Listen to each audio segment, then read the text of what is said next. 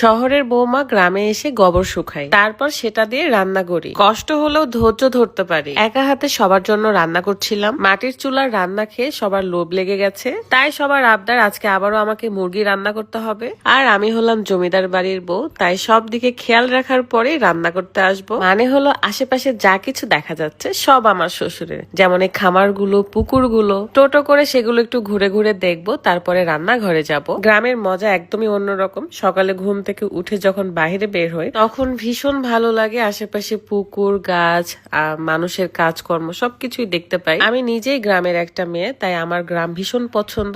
আর ভাগ্যক্রমে আমার শহরে বিয়ে হয়েছে, তাই আমি কখনো অতীত ভুলে যাই না, কারণ অতীতে আমার সুখের স্মৃতি, দুঃখের স্মৃতি সবই আছে, যা মনে পড়লে আমি সামনের দিকে আগাইতে পারি। আমি আজকে আমার পছন্দের একটা 3 পিস পরেছি, একটু সুতির ওড়না, যেন গ্রামের মধ্যে সুন্দর করে ঘুরে বেড়াতে পারি। এই সুন্দর 3 পিসটা আপনারা পেয়ে যাচ্ছেন রোজা ফ্যাশন ফেসবুক পেজ থেকে। পেজটা ভিডিও ডেসক্রিপশনে আছে। এখানে আমার চাচি শাশুড়িদের গোবরের ঘুটা নেড়ে দেওয়া ছিল, সেগুলো আমি নেড়ে নেড়ে দেখছিলাম। যাই হোক, অনেক রোদ বাহিরে, আমি এখন রান্না বান্না শুরু করি, কারণ প্রায় 10-12 জনের রান্না করতে হবে। রোজা ফ্যাশনের প্রত্যেকটা ড্রেস আমার কাছে অনেক অনেক ভালো লাগে, অনেক কমফোর্টেবল এবং সুন্দর। আপনারা তাদের পেজে ভিজিট করে আপনাদের পছন্দ মতন শপিং করতে পারেন। গল্প করতে করতে মুরগি কাটা বাছাও শেষ। দেখেছেন আমি কত ফাস্ট কাজ করতে পারি এবং নিখুঁত কাজ করার চেষ্টা করি। চলেন এই সুন্দর ব্লগটা দেখার আগে একটু দেখে আসি যেভাবে আপনি আপনার ওজন কমাতে পারবেন, মানে এই অর্গানিক স্লিমিং টি। এই চাটা খেলে আপনার শরীরে যে এক্সট্রা চর্বি থাকে সেটাকে শুষে নেয় এবং আপনাকে স্লিম রাখে, সাথে ওজন কমায়। প্রতিদিন সকাল এবং রাত্রে এটা আমি খাই এবং ফুটন্ত পানিতে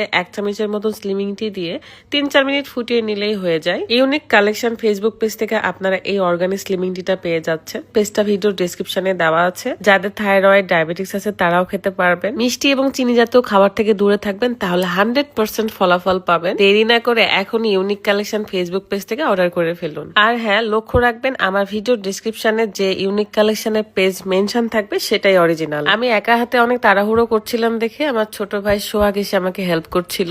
তাকে বললাম চুলাটা ধরায় দাও তো ভাই। 2-1 জন আসলে একটু হেল্প করলে কাজটা আরো সহজ হয়ে যায়। গ্রামে রান্না করতে আসলে আসলে অনেক কাজ করতে হয়, কারণ শহরের রান্নাঘরে তো সবকিছু একটা জায়গাতেই থাকে, আর গ্রামে আসলে রান্নাঘরের কাছে সবকিছু মানে বহন করে নিয়ে আসতে হয়। দৌড়াদৌড়িটা অনেক বেশি করতে হয় আর কি। যাই হোক, এখন রান্নাটা করে ফেলি। এখানে আমি মুরগির মশলাটা ভালো করে কষিয়ে নিচ্ছিলাম, কারণ পোল্ট্রি মুরগি একটু ভালো করে কষায় না রান্না করলে গন্ধ থেকে যায়। খামারে লেয়ার মুরগি রান্না করতে চেয়েছিলাম, কিন্তু লেয়ার মুরগি আমার হাজবেন্ড খায় না, কারণ নিজের খামারের ডিম বা মুরগি এসব খেতে পারে না। সে রাতকে ডিম বাইরে থেকে কিনে খাওয়াইতে হয়, সে আসলে নিজের খামারের ডিম খেতে পারে না, আমি জানি না কেন। এ কারণে পোল্ট্রি মুরগি রান্না করা হয়েছে, দেশি মুরগিও রান্না করা হবে। আমাদের বাসায় সব কিন্তু ফ্রেন্ড সার্কেল ঘুরতে আসছে, কিন্তু আমি কাউকে কষ্ট করতে দিই না। তারা যেহেতু আমার শ্বশুরের গ্রামের বাড়িতে ঘুরতে আসছে, সো আমি তাদেরকে কখনোই একটুও কষ্ট করতে দিব না।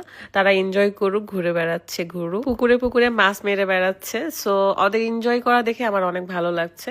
তো আমার এতটুকু কষ্ট করতে খারাপ লাগতেছে না। রান্না বান্না মোটামুটি শেষ, ভাজি ভর্তাও করা হয়েছে। সো আমি একটু ঘুরতে বের হলাম আবারও, কারণ আশেপাশের খামারগুলো একটু দেখতে যাব। অনেকদিন পর যেহেতু আসছি, অনেক মাস আগে আমি একবার এখানে এসে বলেছিলাম যে আশেপাশে যা দেখা যায় সব আমার শ্বশুরের।